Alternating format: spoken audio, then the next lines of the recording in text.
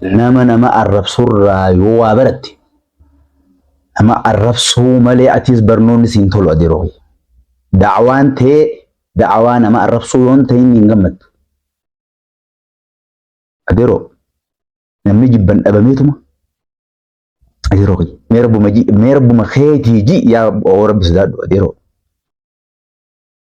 Duniyaa nama diinii lolu nama zallamu zaalimaan guutamtee zaalimni godhe kana keessatti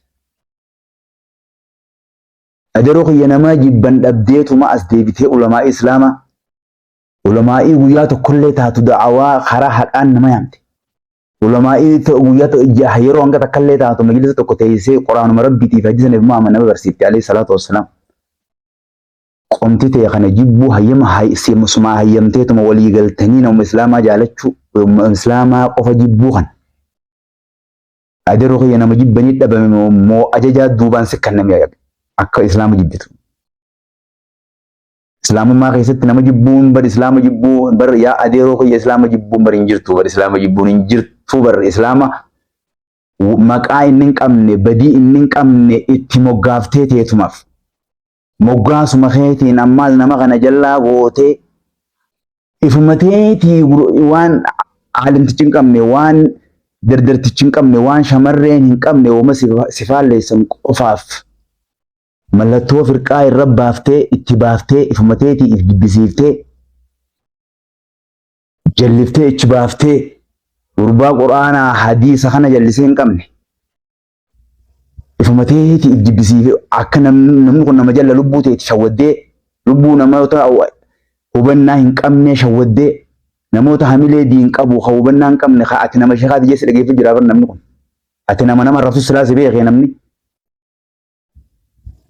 ati nama kanaa silaasi beekee namni waa taa'ee diin sirraa bara dhanyuu bar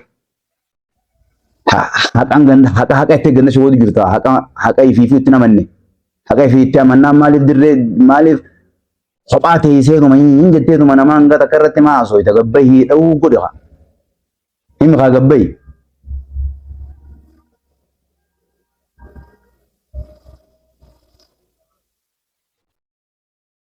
Wanni mataan kun akkan wanni laal wanni rabbiin akkana babbareechee nama kana zaata isaa tolchee bifa bareechee uumeef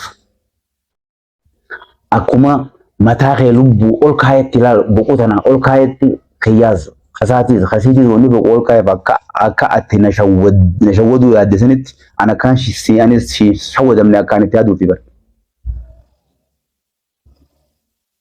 Anis gaafii sammuun tiyya na gaafattu gaafii sammuun tiyya na gaafattu sirraa baaxilatti ofturraa sammuun tiyya waan na gaafatte si gaafadhee akkaan bara suma kanaawuu khasiin shawwadajuu akkaan hin shawwadamneefi barkanii rabbiin bakkuma siif kaaye mataa na kaayaanis laa.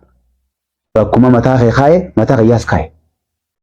Mataa kee miila bira naa kaayee mataa kee bakka amma kaayatan an keenye jechuu barbaadetti wal maqixa jirra.